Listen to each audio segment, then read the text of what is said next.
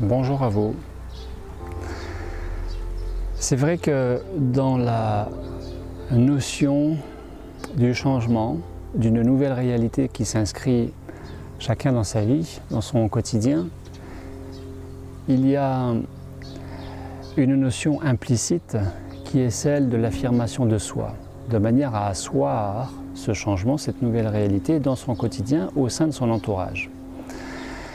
Et que c'est vraiment une thématique que je retrouve très régulièrement dans les retraites en pause alimentaire pranique, autour de la notion de l'affirmation de soi suite à ce changement, qu'il soit sur une façon de penser, sur une façon de ressentir qui a été mise à jour et qu'il y a des choses qui ne sont plus d'actualité, qu'il serait bon de lâcher, sur un changement de l'aspect corporel physique, bien sûr, lié à l'amaigrissement, par exemple. Et puis, de retour au sein de l'entourage, après ce processus de pause alimentaire, il y a une certaine confrontation à retrouver les mangeurs conventionnels quand vous vous êtes expérimenté à vous nourrir de la nourriture subtile, la lumière et la conscience de l'ici et maintenant, au travers de cette pause alimentaire. Et donc il y a bien des aspects autour, de près ou de loin, autour de la notion de l'affirmation de soi qui posent question, voire qui, de près ou de loin, un minimum inquiète sur le retour à la maison et sur la fameuse intégration. L'intégration, c'est aussi asseoir ce changement, quel qu'il soit, et finalement dans n'importe quel domaine. Alors, j'avais envie aujourd'hui de vous proposer 14 situations que j'ai personnellement vécues qui amènent à s'affirmer et à prendre sa place, d'une manière ou d'une autre. Alors, je vous précise que je ne vous donnerai pas mes réponses qui ont été ce que j'ai fait à ce moment-là, dans cette situation donnée, parce que ce n'est pas très important. Ce qui est important, c'est vous, et comment vous vous positionnez au regard de comment vous fonctionnez, bien sûr, en tenant compte aussi qu'il peut y avoir plusieurs façons de répondre, de s'adapter, de se positionner, de réagir à cette même situation. Alors, première situation, j'ai acheté récemment une voiture d'occasion qui n'avait que 21 000, à peu près 21 000 km, qui n'avait qu'un an d'ancienneté, quasi neuve, et qui était encore garantie un an à l'achat chez le concessionnaire.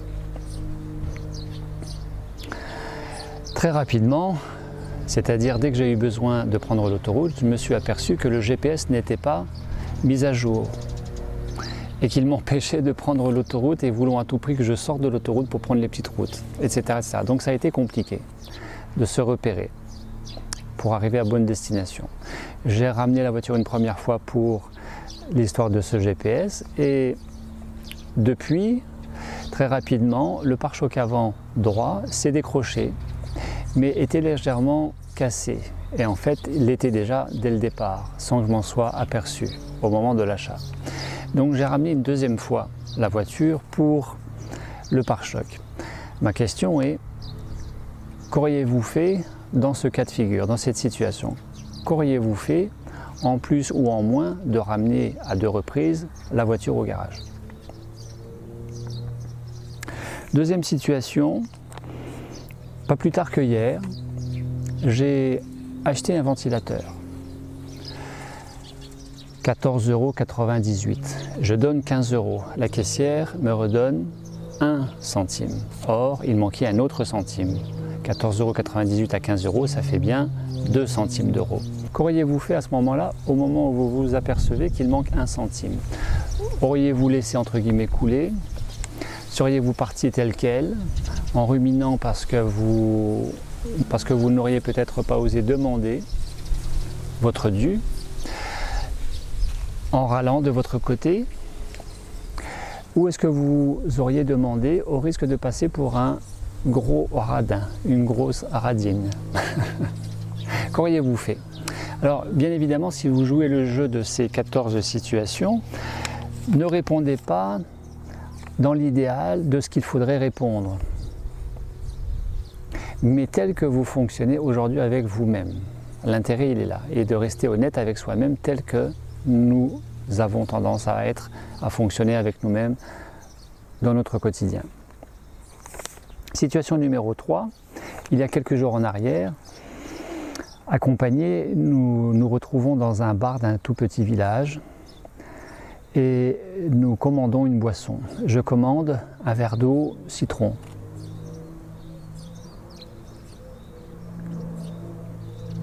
Et la patronne serveuse me sert un verre d'eau sirop de citron.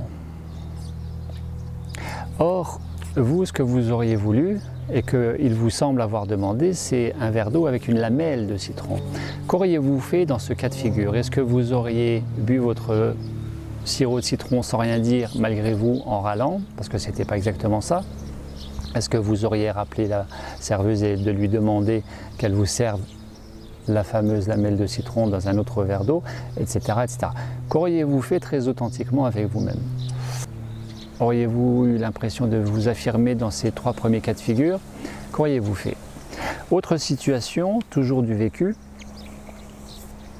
Il y a quelques années de cela en arrière, j'avais commandé un plat de spaghettis sauce tomate basilic sans viande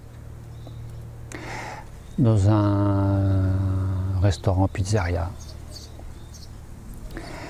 Et il m'a été servi un plat de spaghettis basilic sauce tomate avec viande, version bolognaise. Qu'auriez-vous fait à ce moment-là? Vous n'auriez rien dit, vous auriez dit quelque chose. Qu'aurait été votre attitude à ce moment-là? Autre cas de figure, je suis dans un magasin, j'ai 2 articles en main, j'arrive à une caisse, la seule caisse du magasin, il y a une dame qui est juste devant moi qui a un caddie très rempli, sur le point de mettre la main dans le caddie et de décharger le caddie sur le comptoir, sur le point, mais vraiment c'était à la seconde près. Qu'auriez-vous fait, vous qui n'aviez à ce moment-là, alors que 2 articles? Est-ce que vous auriez tenté de précéder la dame? Est-ce que vous vous seriez excusé pour lui demander de passer devant elle? Est-ce que vous n'auriez rien dit, vous auriez attendu votre tour? Vous allez me dire, ça dépend si vous étiez pressé ou pas pressé. Personnellement, à ce moment-là, je n'étais pas particulièrement pressé. Qu'auriez-vous fait? Il y a assez longtemps, quand je partais à l'étranger et surtout pour une durée relativement longue, pour des séjours de 3 mois, j'avais cette bonne habitude, il me semble, de faire un bilan dentiste pour m'assurer que je n'avais pas de problème et que je n'allais pas connaître une rage de dents, une carie, quelque chose qui me gêne pendant ce voyage, et en l'occurrence dans un pays en voie de développement, comme c'était à l'époque où j'allais en Afrique noire ou dans l'Himalaya en Inde tibétaine. Et donc je fais mon bilan dentaire chez cet ancien dentiste. Je vous donne déjà un indice, c'est-à-dire que c'est un indice, c'est-à-dire que c'est un ancien dentiste. Et tout allait bien. Sauf que ça allait systématiquement bien chez lui. Jusqu'à ce que je parte en voyage et que pendant ce voyage, j'ai mal à une dent et que je n'ai pas pu soigner sur le moment, sur place. En revenant de voyage, 3 semaines, 1 mois plus tard, je repars chez ce dentiste qui diagnostique une carie dentaire. Et je lui dis raisonnablement, puisque vous m'aviez dit que tout allait bien à ce moment-là, juste avant le voyage, sur le délai de ces 3 semaines, 1 mois, et vu l'alimentation que j'avais sur place, est-ce que raisonnablement je pouvais faire une carie pendant le voyage? Il m'a dit non. Je lui ai posé cette deuxième question, à savoir que quand il m'a dit que tout allait bien à ce moment-là, est-ce qu'il a zappé cette carie? est-ce qu'il ne l'a pas vue et qu'elle était déjà présente? Et il m'a dit oui, très certainement il n'a pas vu cette carie qui était déjà présente. Voilà, face à cette petite erreur médicale, qui n'était somme toute pas gravissime, qu'auriez-vous fait à ma place? Qu'auriez-vous fait à ma place?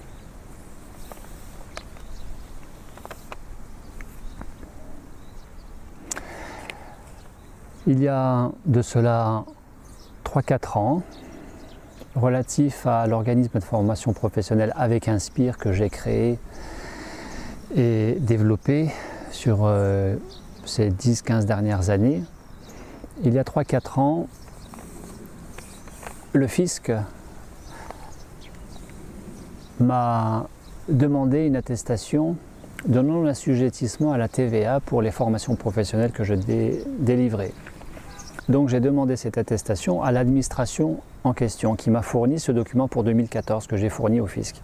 Et lequel fisc m'a demandé ce même document après pour 2015, mais que l'administration m'a donné à faire valoir à partir du 16 mars 2015. Et donc que j'ai transmis au fisc, et le fisc qui m'a réclamé 3 000 € pour le premier trimestre 2015.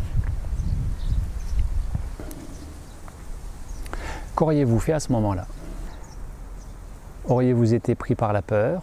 Auriez-vous payé, et même de vous dépêcher de payer,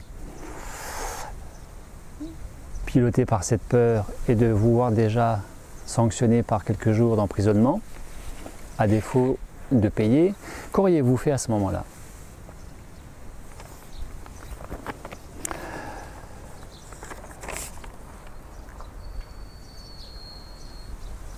Avec cette première voiture que j'ai eue à partir de 35 ans, je n'ai jamais eu de voiture avant l'âge de 35 ans,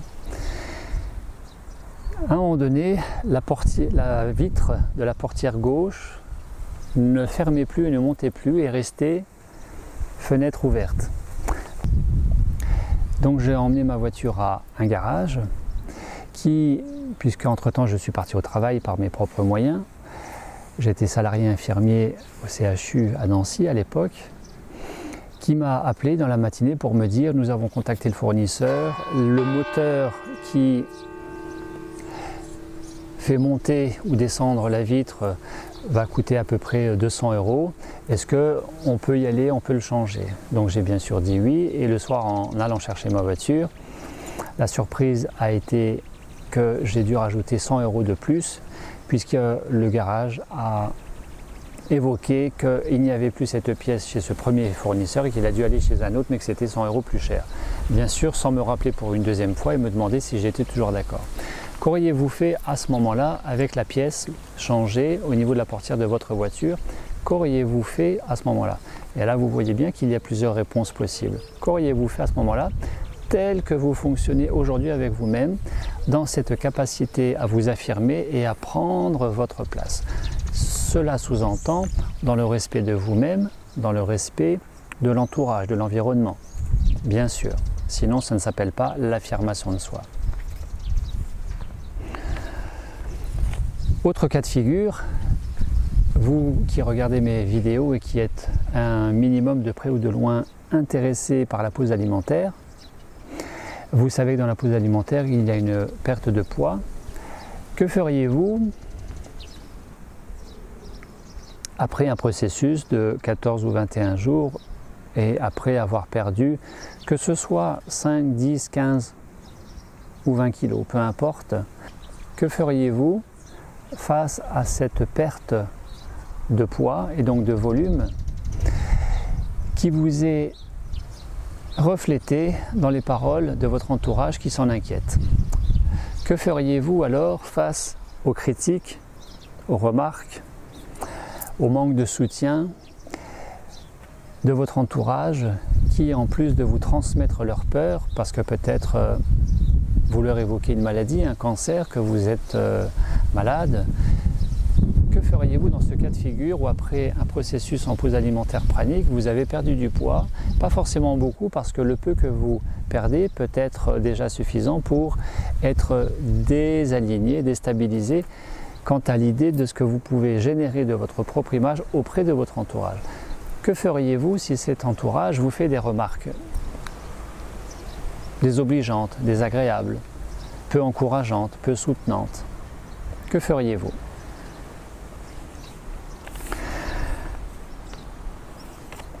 Cas de figure authentiquement vécu. Avant d'être infirmier, donc avant 92-95 où j'ai fait l'école d'infirmière, j'ai réalisé quelques petits boulots et donc j'ai fréquenté un petit peu la NPE, Pôle emploi aujourd'hui, Agence nationale pour l'emploi, et à Nancy même, quartier Croix de Bourgogne. Il y a bien des années, en consultant une après-midi les petites annonces chez Pôle emploi, je devais avoir 22-23 ans par là,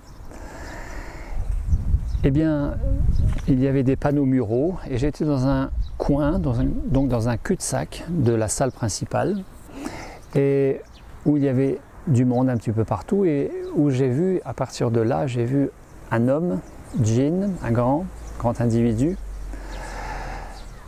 en blouson aviateur, cuir, avoir une main dans la poche, à l'intérieur comme ça, et de rentrer. J'ai vu tout de suite la secrétaire du comptoir central réagir et s'inquiéter.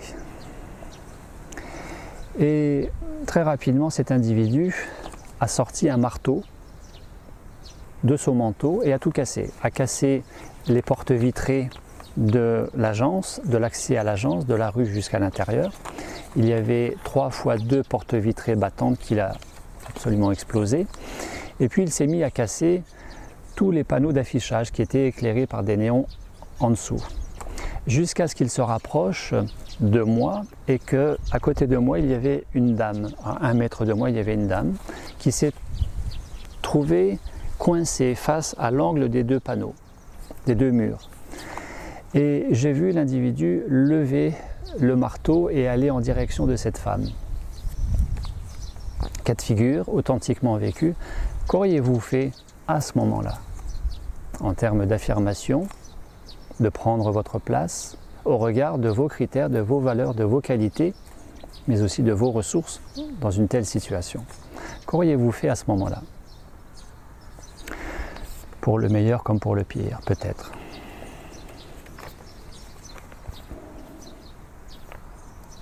C'est arrivé à tout le monde que, en étant en stage, stagiaire, on vous prenne votre place. Un stagiaire vous prend votre place.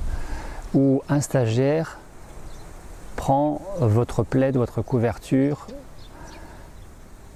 qui est à votre place parce qu'il n'avait pas le sien, parce qu'il en avait besoin, parce qu'il avait froid à ce moment-là.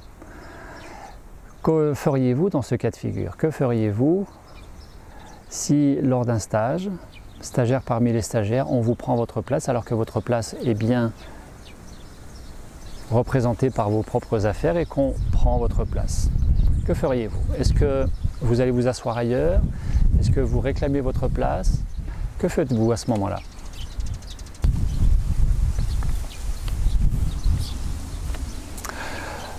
Il y a bien des années, il y a une vingtaine d'années, dans une des grandes surfaces de Nancy, à l'époque où je buvais du lait de vache, ce qui a très largement expliqué ma tendance lombalgique pendant les années qui ont suivi, et jusque 2012 avec le prana dans ma vie, où de cesser la consommation de lait de vache et de produits laitiers, dont les fromages et les yaourts de lait de vache, a fait disparaître mes 3 lumbagos par an. À ce moment-là où je consommais du lait, eh bien, j'ai acheté un pack de 6 cartons, de 6 briques de 1 litre de lait de vache que j'ai apporté à la caisse et de poser ce pack de 6 briques sur le bord du tapis roulant, pas sur le tapis roulant mais sur le bord, pour gêner personne et surtout pas la personne, un homme qui était juste devant moi avec ses affaires. Au moment où j'ai posé le pack sur le bord métallique et donc il ne dérangeait personne, il s'est retourné à regarder mon pack et d'un revers de la main a jeté le pack par terre. Ma réaction immédiate a été d'être extrêmement surpris, de ne pas m'attendre du tout à cette réaction excessive puisque je ne le dérangeais pas. Je n'avais absolument pas poussé ces affaires plus loin. Qu'auriez-vous fait à ce moment-là? 13e cas de figure, il y a bien des individus, il y a bien des hommes et des femmes qui n'osent pas demander leur chemin en voiture ou à pied, de peur de se trouver ridicule, de peur de montrer une incompétence à se repérer dans l'espace, à ne pas savoir utiliser une carte routière, etc., etc. J'ai personnellement un grand plaisir à demander mon chemin, moi qui n'ai plus de carte routière dans ma voiture, moi qui n'ai pas de montre au poignet et qui aime aborder les gens. Et parfois le GPS de ne pas être fonctionnel ou de ne pas identifier une rue toute nouvellement ou un quartier tout nouvellement réalisé, construit. Est-ce que vous faites partie de ces gens qui osent apprécier, aimer, entrer en contact avec d'autres gens pour demander votre chemin quand vous arrivez dans un endroit inconnu?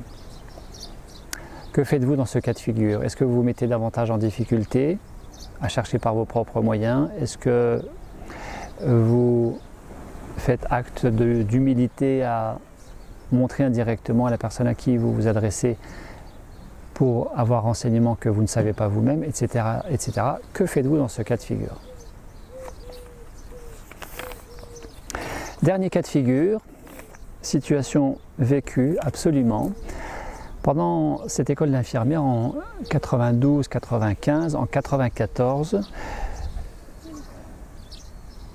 un matin à 9 h, la première heure de cours était un cours de pédiatrie où nous allions corriger le module de pédiatrie que nous avions validé sous la forme d'un examen de validation écrit, un devoir écrit, la semaine d'avant. Et nous corrigions donc ce devoir pour me rendre compte qu'à la correction et à la notation finale, question après question sur ce devoir écrit, sur le document, il me manquait, après avoir recompté plusieurs fois, il me manquait 0,25 points sur la note finale. Qu'auriez-vous fait, vous, dans ce cas de figure? Est-ce que vous n'auriez rien dit? Est-ce que vous auriez réclamé ce 0,25 points? Alors, seul cas de figure où je vous dis ce que j'ai fait, parmi d'autres élèves qui avaient constaté qu'il leur manquait aussi des points, j'ai moi aussi levé le doigt pour demander si je pouvais avoir cette correction sur la note finale.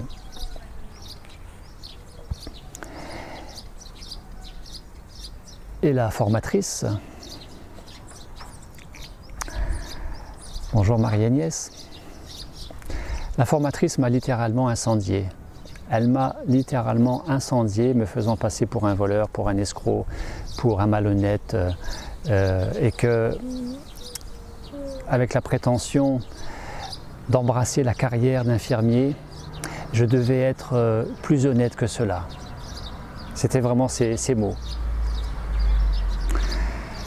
J'ai été véritablement extrêmement, plus que surpris, choqué.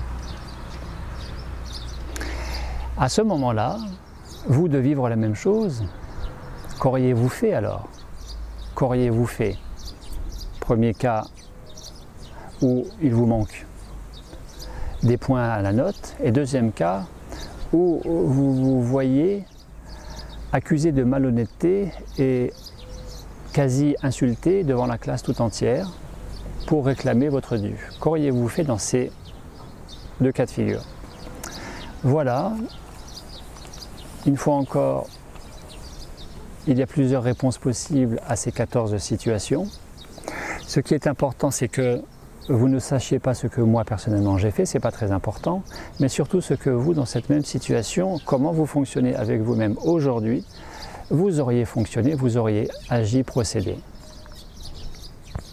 Enfin, pour conclure cette petite présentation autour de s'affirmer, prendre sa place, enfin, afin d'aller un petit peu plus loin dans cette thématique vidéo sur l'affirmation de soi et le prendre sa place, j'avais envie de vous proposer de réfléchir là où les réponses vous appartiennent. Si vous souhaitez que nous échangions par mail, n'hésitez pas, ce sera avec grand plaisir, ou par téléphone. J'avais envie de vous proposer qu'est-ce qui, dans votre cas peut-être, vous rend plus aléatoire, voire difficile peut-être, de prendre votre place, dans le respect de vous-même, dans le respect de votre entourage. À l'image de cette stagiaire ce matin, en réunion matinale, petit déjeuner pranique, Marie, de dire que c'est quelqu'un qui a souvent du mal de prendre sa place, de s'affirmer. Dit-elle parce que d'avoir peur, de se sentir coupable, à s'affirmer. Voilà un frein tout à fait réel qui peut expliquer l'enjeu à honorer l'assertivité, donc l'affirmation de soi, à partir du moment où ce frein est dépassé. Est-ce que cela n'en vaut-il pas la chandelle? Je vous souhaite une belle réflexion autour de tout ça, une belle introspection, une belle méditation, confrontation entre ombre et lumière, casserole, potentiel. Et puisque nous avons toujours les réponses en nous, je vous souhaite une belle méditation et je vous dis à très bientôt.